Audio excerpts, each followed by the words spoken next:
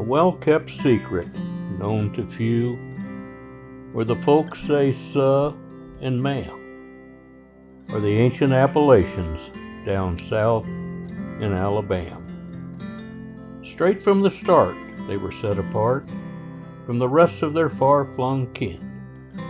And throughout time in this southern clime, they never quite fit in. But here they sit, to the spite of it, majestic, proud, and free.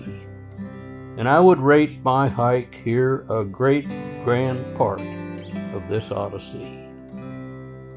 You can roam all o'er that famous trail from Baxter to Springer Mount, but you'll wind up short and to no avail when it's down to the final count. So come feast your eyes where these mountains rise, where this magic all began. A well-kept secret, known to few, down south in Alabama.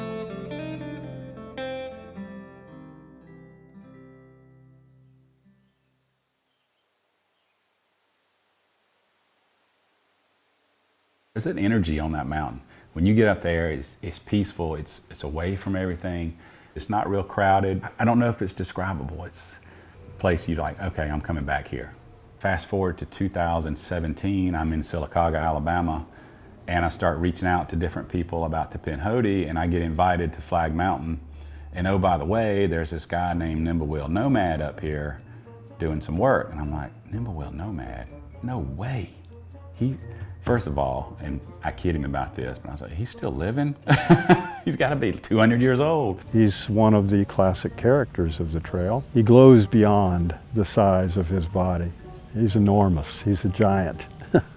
If I were a guitar player and I were to pull into a parking lot outside of a concert hall and Keith Richards were standing there and I had an opportunity to talk to him and meet him, that's what happened to me in Springer Mountain parking lot when I met Nimblewill Nomad. There's his long white hair and long white beard, and his kind, gentle personality. And then the fact that at 82, he's still hiking. Most of us wish for that.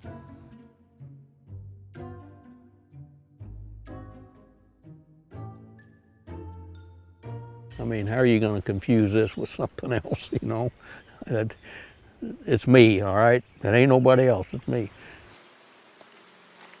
I'm a retired optometrist, an eye doctor. I had a very successful practice, stuck in little cubicles with no windows for 30 years, and I'm an outdoors person. Making up for it now. To change from such a drastic, structured life. I'm just two different people. It's just the trails all along here, that's what you're seeing, it's a low bush blueberry. You remember certain days in your life? It was December the 14th, the year 2000. That was the day I climbed Flagg Mountain, and I'd been looking with great anticipation to that day for quite a while because I would be completing my hike over the entire Appalachian Mountain Range.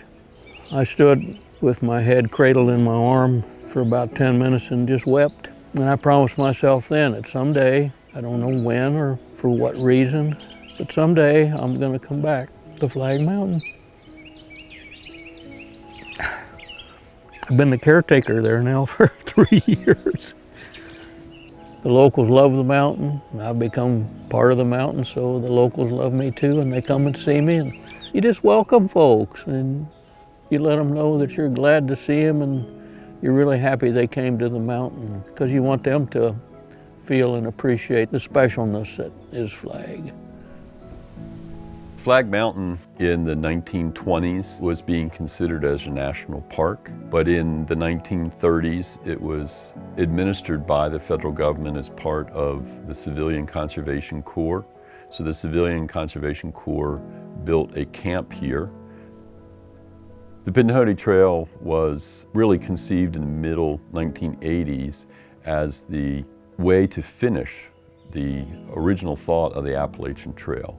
Because the Appalachian Trail ends in Georgia, but the Appalachian Mountains run into Alabama here at Flagg Mountain, which is the last 1,000-foot peak in the Appalachian mountain chain. This is one of the remnant areas for what's called montane or mountain longleaf pine. It's one of the best in the world. Some of these trees here have been aged to be over 350 years old. So now we're able to combine protecting the land for the longleaf pine with having this long distance trail come through the area. He's been everywhere. You know, a lot of people know of the 3 national scenic trails, you know, the Triple Crown, everybody knows those. Well, there's 11 national scenic trails.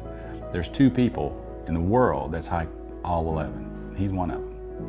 And he's hiked a lot of the historic trails as well. He's thrown in Route 66, and he's done the perimeter of the US. He's done it all.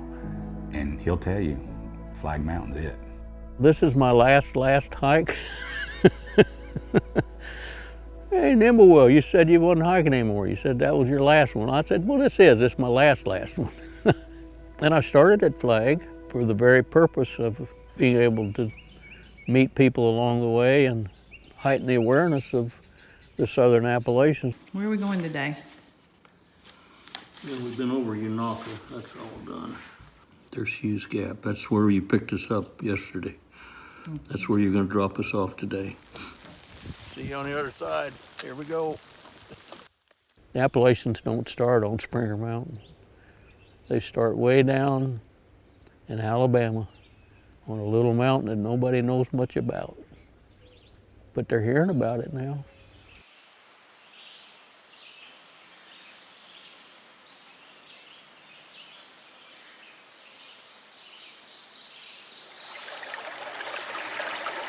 The southern Appalachians are just nothing like any of the other places you've been, like on this. Springer Mountain's not the southern Appalachians. No.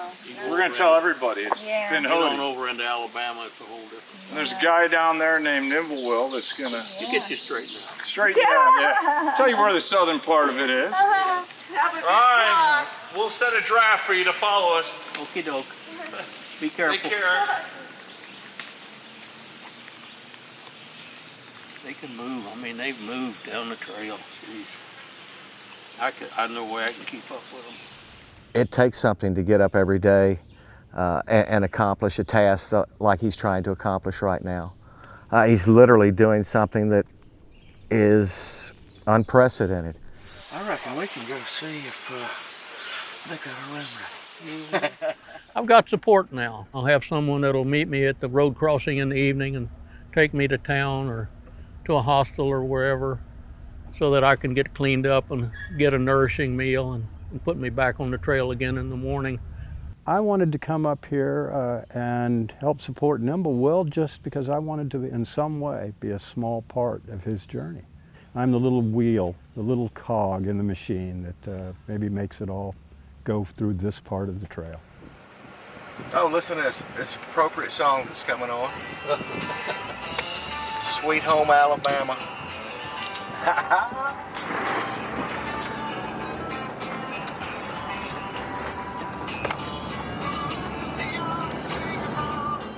Don't forget to come after us and check on us, okay? I'll catch up with you in just a few minutes. When you get to be my age, there's just so many things about you and about the trail, about your attitude about the trail, about your physical abilities and your limitations. My balance and my reflexes are pretty much shot. I can't carry the weight that I used to carry. My back and my legs and my knees just certainly would not permit me to carry a 30-pound pack anymore. And I've had to slow down considerably.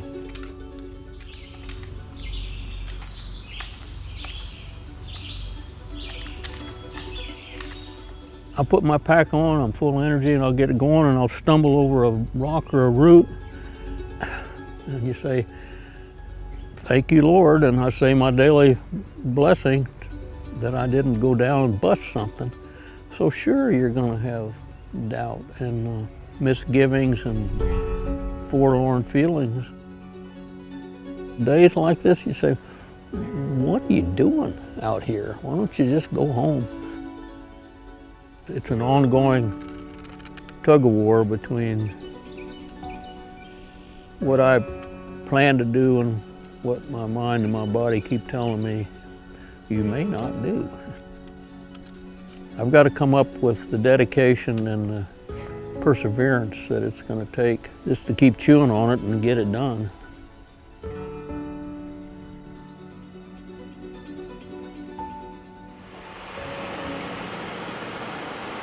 See anything? You're good over here. All right, thank you.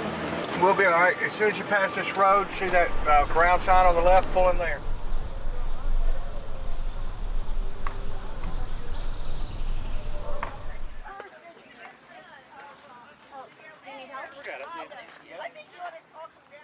My goodness, folks, thanks so much for coming. You can probably tell I'm an old man. I've been around a while, and I'm taking a whack at this trail for the 4th time. How young are you? That might be one of the reasons I'm out here again on the AT. There's a fella 3 years ago that hiked this trail. His name is Graybeard. Graybeard holds the age record for through hiking the Appalachian Trail. And I talked to Graybeard, and I said, well, Graybeard, you need to turn your head way around like this and watch real close, because I'm coming up behind you.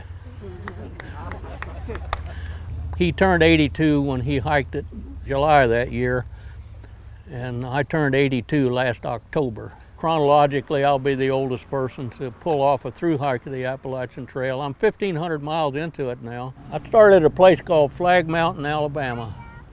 Some of you have heard of Flagg Mountain, Alabama. Some of you say, what's that and where's that? We've got a beautiful trail that starts at Flagg Mountain, Alabama, and I'm surprised how many of you have heard about this trail. It's called the Pinhoti Trail. Come down to Flagg Mountain, and I assure you're going to be treated kindly and welcomed, and we'd like for you to come and hike some of our trail. Appreciate you all coming and sitting out in the sun today. He's a celebrity on the trail, and in the trail world, he's one of those elite, because he is an elite hiker. I'm very happy, very pleased to know that I'm having a positive influence in this world, and especially on people that I like to have for my friends. Want to be awkwardly parked while we're... You've arrived. Thank you.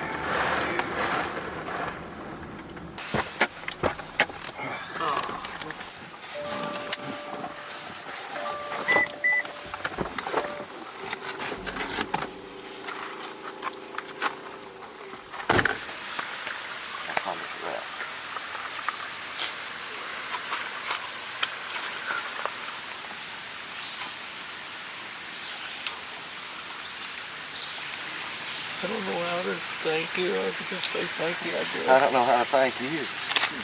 This is a mutual thing here. You know that, right?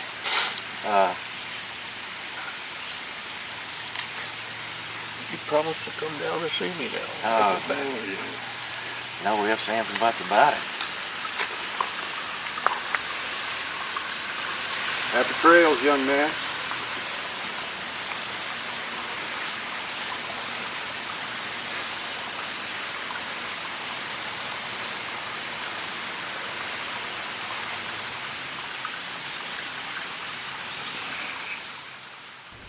I didn't know Lucky or Nimrod until I stumbled into Above the Clouds hostel there in Suches.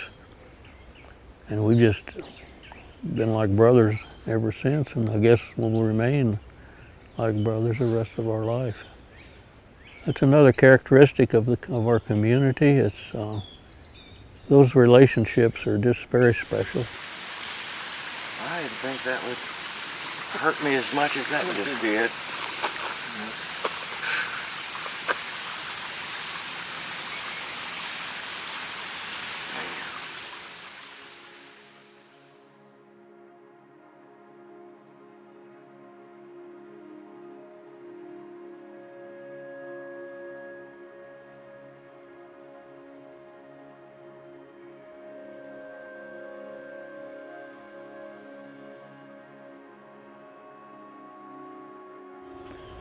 My church has no roof.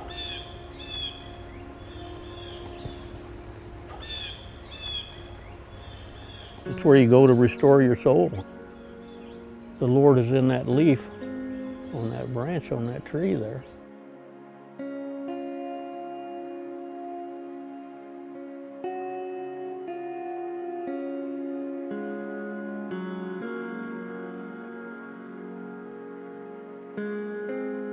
But the trail itself has changed significantly. You know, the erosion and the traffic on the trail have taken their toll. It's discouraged me and disappointed me a little to see that, the degradation of the trail, but I'm adding to it. I'm out here beating it down too, so.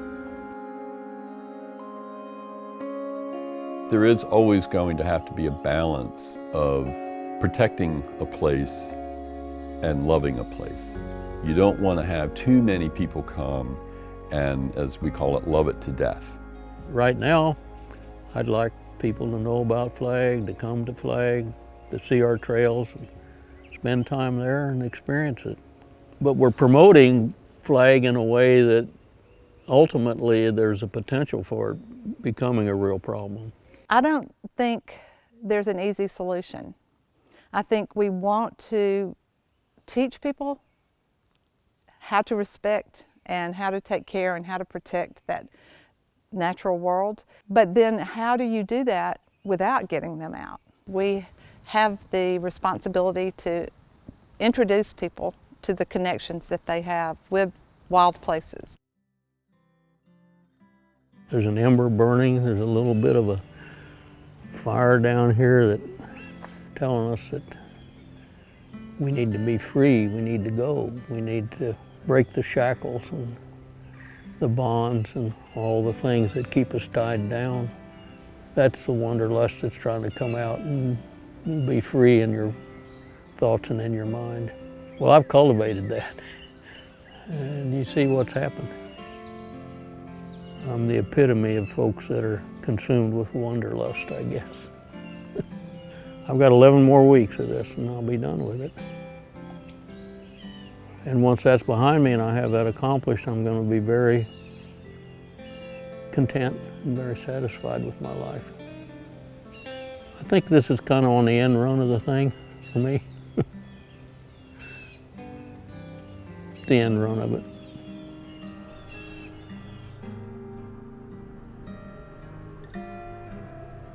I was with him when he finished his Route 66 hike, and he looked at me with tears in his eyes and he said, "This is it. This is my last hike." That was in 2017. And he didn't hike again after that until he started February this year. And I believed him back then, and I believe him again now. I know he's not planning another one, but it's in him. Hiking's in him. He's restless.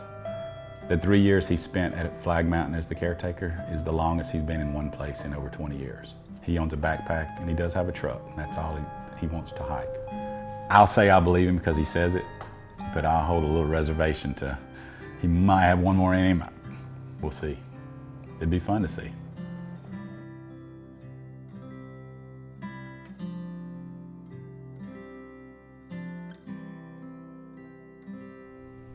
The long-distance hiker, a breed set apart from the likes of the usual pack. A hoist in his gear, he knows in his heart, he's gone, long 'fore he'll come back.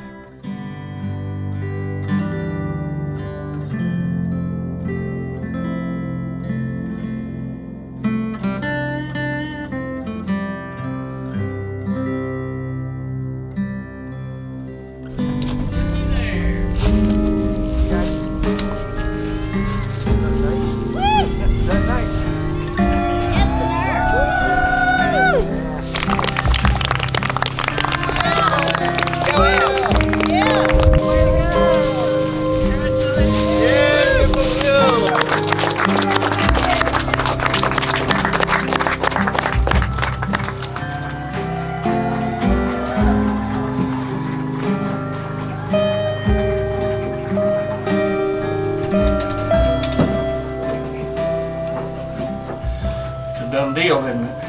It's a done deal.